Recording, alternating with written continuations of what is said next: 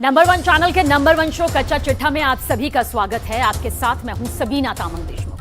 कच्चा चिट्ठा के इस स्पेशल एडिशन में सबसे पहले बात गाजा में चल रहे महायुद्ध की। इजरायल ने कहा कि उसने हमास के एक बहुत बड़े कमांडर को मार डाला।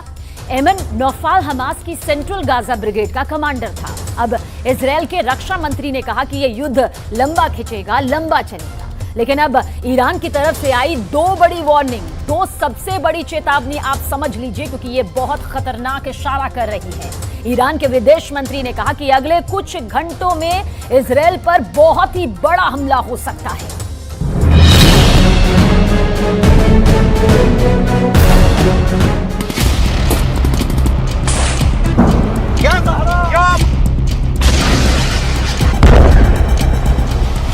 ये लेबनान सीरिया का बॉर्डर है और सामने इजरायल के टावर हैं।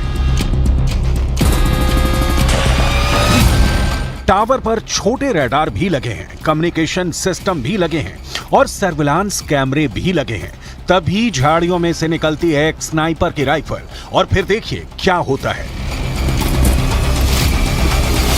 पहले रडार पर गोली फायर होती है, फिर कम्युनिकेशन सिस्टम तोड़ा जाता है, फिर सर्विलांस कैमरे पर गोली पड़ती है। यह सब कुछ इजरायल लेबनान बॉर्डर पर हो रहा है। इजरायल डिफेंस का पूरा निगरानी स्ट्रक्चर हिजबुल्लाह ने उखाड़ना शुरू कर दिया है।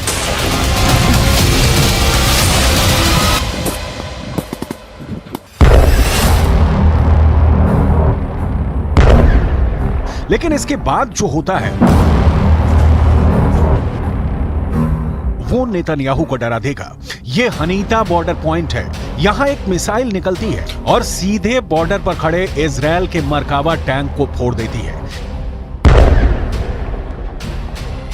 एक बार देखिए हमला कैसे होता है।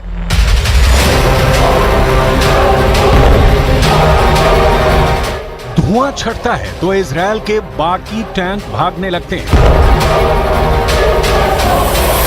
दूसरा वीडियो दोहरा बॉर्डर पॉइंट से आया है। यहां भी इजरायल का मरकावा टैंक घूम रहा था और फिर होता है एक बड़ा हमला।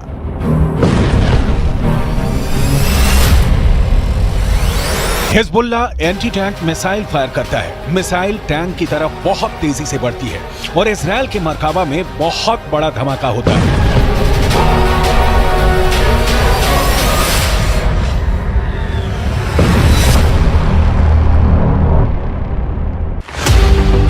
लेबनान बॉर्डर पर इजरायल के टैंक पर हमलों का वीडियो बहुत डराने वाला है। इजरायली टैंक के ऐसी तबाह होने की तस्वीरें जब ईरान पहुंची तो वहां के विदेश मंत्री ने बहुत खतरनाक बयान दे दिया। हुसैन आमिर अब्दुल्लाहियां ने कहा कि अगले कुछ घंटों में इजरायल पर बड़ा हमला हो सकता है। हिजबुल्लाह की तरफ इशारा करते हुए ईरान ने कहा है कि अगर ईरान और लेबनान ने इजरायल को जवाब नहीं दिया तो इजरायल की सेना तेहरान और बेरूत पर कल हमला कर देगी। सूरत तदावुम जनायात जंगी रژیم کودکش اسرائیل علیه ساکنان غیر نظامی غزه هر احتمالی متصور هست. इसमें कोई शक नहीं कि इजरायल की फौज जिस तरह से गाजा को हजारों टन बम मारकर समतल कर रही है, इसने ईरान को बहुत ज्यादा बेचैन कर दिया है। ईरान ने पूरे पश्चिम एशिया का एक एक इंच नापकर इजरायल की ताकत का पूरा अंदाजा लगा लिया है। इजरायल और लेबनान बॉर्डर पे बहुत कुछ ऐसा हो रहा है जो युद्ध को गाजा बॉर्डर से निकालकर इजरायल और लेबनान के बॉर्डर तक ले जाए और हिजबुल्लाह से एक नया फ्रंट खोल दे। गाजा में पहले से ही खूब बमबारी और गोलीबारी की जा रही है, लेकिन हिजबुल्लाह के आने से एक नया फ्रंट खुल जाएगा और दो फ्रंटों पे इजरायल पूरी लड़ाई लड़ेगा। इजरायल पर हमले का खतरा इसलिए बढ़ गया है क्योंकि ईरान के supreme leader Ayatollah Ali Khamenei ने अमेरिका तक को चेतावनी जारी कर दी है। अली खामनेई ने कहा है कि अगर गाजा में इजरायल के जुल्म खत्म नहीं हुए तो दुनिया की कोई ताकत मुसलमानों को रोक नहीं पाएगी। हमास के हमले के बाद ईरान ने इस वक्त अपने मिलिशिया गुटों और मित्र देशों को एक्टिव कर दिया है। सऊदी अरब, जॉर्डन और मिस्र से भी इजरायल को कड़वे शब्द ही मिले हैं।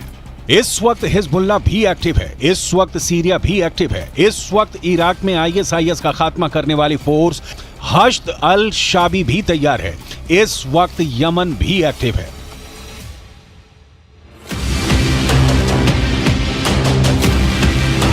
सितंबर महीने में ही यमन ने अपनी मिलिट्री परेड निकाली थी और इस परेड में ऐसी ऐसी मिसाइल और ड्रोन दिखाए जो इस इलाके में अमेरिका और उसके दोस्तों को परेशान कर सकते हैं। यमन वो देश है जिसने पिछले 8 वर्षों तक सऊदी अरब और उसके 15 साथी देशों से युद्ध लड़ा, जिस युद्ध में उसके खिलाफ अमेरिका भी रहा, ब्रिटेन भी रहा और इजरायल ने भी यमन के खिलाफ मदद की।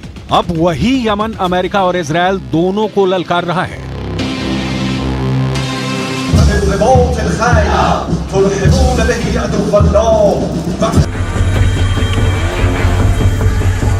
युद्ध की ऐसी ललकार, ऐसा गुस्सा, आप इस इलाके को पश्चिम एशिया कहकर बुलाइए, इसे खाड़ी कहिए या फिर मिडिल ईस्ट, नाम कितने भी हों, लेकिन इस वक्त यूक्रेन के बाद दुनिया का सबसे खतरनाक इलाका कोई है तो वो यही जमीन है।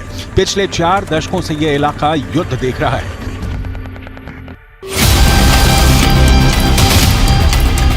यमन के इस मिसाइल का नाम है तूफान, जो 1000 किलोमीटर की रेंज तक मार कर सकती है। इस मिसाइल से यमन ने सऊदी अरब को कई बार डराया है। इजरायल को भी लगता है कि यमन को ऐसे और हथियार मिल सकते हैं और फिर वो उसके लिए खतरा बन जाएंगे।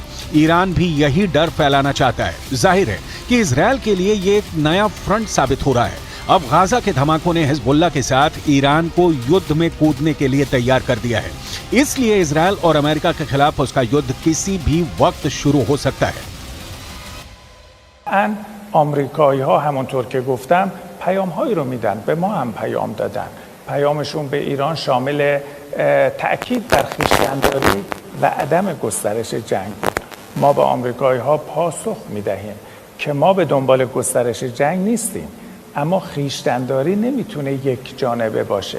شما نمیتونید به حزب الله لبنان توصیه بکنید خویشتن‌داری بکنه، بعد به نتانیاهو بگویید دست شما رو باز میگذاریم، هر جنایتی رو میخوای علیه غیر نظامیان انجام بدهید. इजरायल का दावा है कि हिजबुल्लाह के पास करीब 1.5 लाख रॉकेट हैं, जिसके टारगेट पर इजरायल है। 1.5 लाख रॉकेट क्या कर सकते हैं, इसका अंदाजा इस बात से लगाइए। 7 अक्टूबर को हमास ने इजरायल पर एक साथ 5000 रॉकेट दागे, जिसकी वजह से इजरायल का आयरन डोम भी पूरी तरह से नाकाम हो गया। सवाल यह है कि अगर ईरान इजरायल पर हमला करता है तो फिर क्या होगा? ऐसे हालात में अमेरिका क्या करेगा? क्योंकि ईरान के आसपास अमेरिका के इतने मिलिट्री अड्डे हैं जहां से ईरान के खिलाफ हमले लॉन्च किए जा सकते हैं। इसलिए कोई शक नहीं कि गाजा में युद्ध के साथ साथ अब इजरायल से पहले उसने अमेरिका के फौजी अड्डों को अपने टारगेट पर ले लिया है। ईरान के आसपास अमेरिकी सेना के कई मिलिट्री बेस हैं और इनमें कुल 40,000 से ज्यादा अमेरिकी सैनिक तैनात हैं। इसमें कुवैत में 10 सैन्य अड्डे हैं और यहां अमेरिका के 13,000 से ज्यादा सैनिक हैं। बहरीन में अमेरिका ने 12 अड्डे बनाए हैं और यहां उसके 3,700 से ज्यादा फौजी तैनात हैं।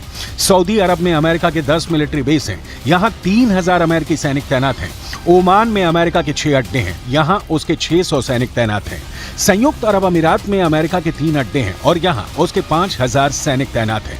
कतर में अमेरिका का सबसे बड़ा मिलिट्री बेस है और यहां 13,000 अमेरिकी सैनिक रखे गए हैं। ये वो देश हैं जहां से ईरान बहुत ज्यादा करीब है।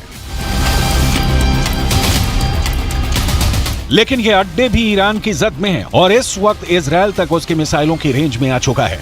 ईरान के ड्रोन की रेंज भी बढ़ती जा रही है। अब पश्चिम एशिया के वो इलाके भी उसकी पहुंच में हैं जहां अमेरिका के अड्डे हैं और इस वक्त नेतन्याहू और बाइडन दोनों ईरान की बढ़ती ड्रोन पावर को लेकर काफी बौखलाए हुए हैं। अगर इजरायल और लेबनान बॉर्डर पर युद्ध होता है और इसमें ईरान भी शामिल हो जाता है तो समझ लीजिए इन सभी अड्डों से ईरान पर हमले लॉन्च किए जाएंगे या फिर ईरान इनको अपने मिसाइल अटैक से मिट्टी में मिला देगा। ईरान पहले ही अमेरिका को अपने आसपास बर्दाश्त नहीं कर पा रहा और अब गाजा इजरायल के बीच युद्ध ने युद्ध का एक नया बहाना दे दिया है।